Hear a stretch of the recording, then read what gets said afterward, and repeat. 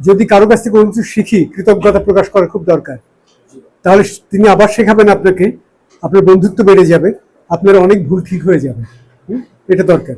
আর খুব দরকার, আপনি যেটা পড়বেন সেটা নিজের মোবাইলে রেকর্ড করে শুনবেন। বারবার সুমন বলছিলেন না যে আমরা নিজে চেষ্টা না করলে তো হবে না, নিজেরটা নিজে শুনতে হবে। কারণ আমি যখন খবর পড়ি নিজে স্ক্রিপ্ট দেখে, তখন কিন্তু আমার কোনো সেন্স কাজ করে না, কি ভুল করলাম কি পড়লাম, কোনো সেন্স থাকে না। আপনি যখন শুনবেন তখন মনে হবে এখানে তো আমার শ্বাসাঘাতটা, নিঃশ্বাসের সাউন্ডটা লুকাতে হতো, এখানে স্ট্যান্ডিংটা ঠিক হয়নি। ওই ভুলটা কিন্তু আপনাকে শিখিয়ে দেবে। আমি যেটা বলছি যে কিভাবে শিখবো, এটাও শিখিয়ে দেবে। তাহলে যেহেতু মোবাইল এখন ইজি হয়ে গেছে, এটা করবেন, খুব দরকার এটা। এবং ওটা আপনি কত উন্নয়ন ঘটাবে আপনি বুঝবেন না। হ্যাঁ, পথে যেতে যেতে চকিতে চমকে,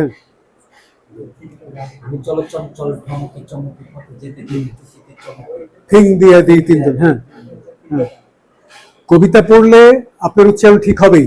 একই রণ বাজে বাজে ঘন ঘন রণ ঝনন ঝনন ঝন ঝন ঢাল তলোয়ার খন খন।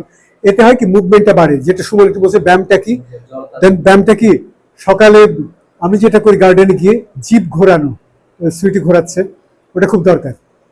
যেটা ব্যায়ামটা, হ্যাঁ, একদম জিভ এদিকে ওদিকে করা। কারণ এটা মুভমেন্ট ঠিক মতো না হলে আপনার উচ্চারণ ঠিক হবে না। আর আমি কিছু এবার সূত্র দিয়ে দিচ্ছি একটু, যাদের হারমোনিয়াম নেই তারা একটু,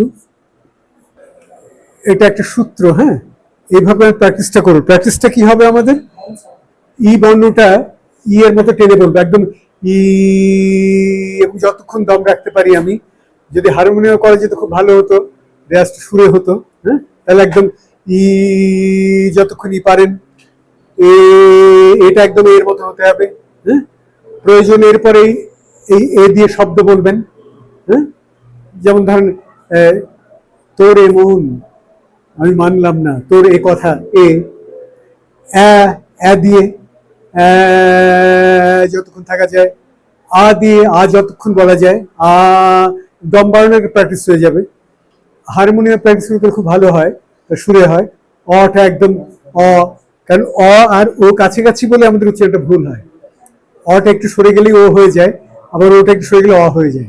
এখানে তাই কিন্তু দেখেন, এই এটা একটু সরে গেলেই হয়ে যায়, যার কারণে অনেকে কেন্দ্রকে কেন্দ্র বলে ফেলছি, এলাকাকে এলাকা বলে ফেলছি। আবার এটা একটু সরে গেলেই হয়ে যায়।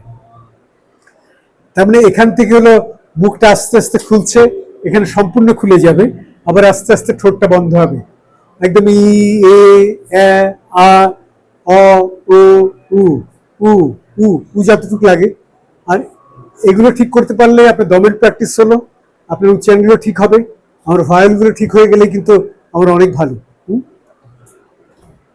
আর প্র্যাকটিস অনেক কিছু আছে। সুমন যেটা বলছিলেন, আমি একবার নাটকের উপর 3 মাসের প্রশিক্ষণ নিয়েছিলাম, হ্যাঁ, শিল্পকলাতে। আমি নাটকে বিটিভিতে পাশ করেছিলাম 3বার অডিশন, যে সুমন বলছিলেন আমাদের সময় 3বার অডিশন হতো। আমার অডিশনটা মমতাজ স্যার নিয়েছিলেন। প্রথমবার হলো ব্যক্তিগত নির্বাচন থেকে তোমার অডিশন দিলাম। এরপরে হলো ওরা স্ক্রিপ্ট দেবে, পড়লাম। এরপরে হলো যে অভিনয় করতে হবে স্ক্রিনে। 3বার করে আমি বিটিভি নাটকের আর্টিস্ট হয়েছি। তো এটা আমার খুব শক্ত মনের জোর। এবং তার সাথে মমতাজ স্যার, মজুদ্দিন আহমেদের কাছে অডিশন দিয়েছিলাম। তার সাথে ঝগড়া হয়েছিল আমার, আমি বুঝিনি যে এটাই আমার অডিশন। তো পরে প্রডিউসার বলছে, বাহার ওটাই আপনার অডিশন ছিল, আপনি যে সুন্দরভাবে ঝগড়া করলেন ওটাই আপনার অডিশন ছিল। অভিনয়কে যখন আর অভিনয় মনে হয় না, তখনই কিন্তু ওটা বাস্তব অভিনয়। আমরা যখন খবর পড়তে গিয়ে খবরটা সুন্দর করে পড়তে পারবো, যেন কৃত্রিমতা বেশি না আসে, তখনই সবাই শুনবে। কেন আমরা কারো কারো খবর ভালো শুনতে বলি যে এটা শুনুন, এটা ভালো লাগে আমাদের, আপনাদের। হ্যাঁ, খুব এই নুর হাসিন জিলান শুনবেন, আমার সাথে যেটা আমার বন্ধু, ওকে এই লাইনে আমি নিয়ে এসেছি,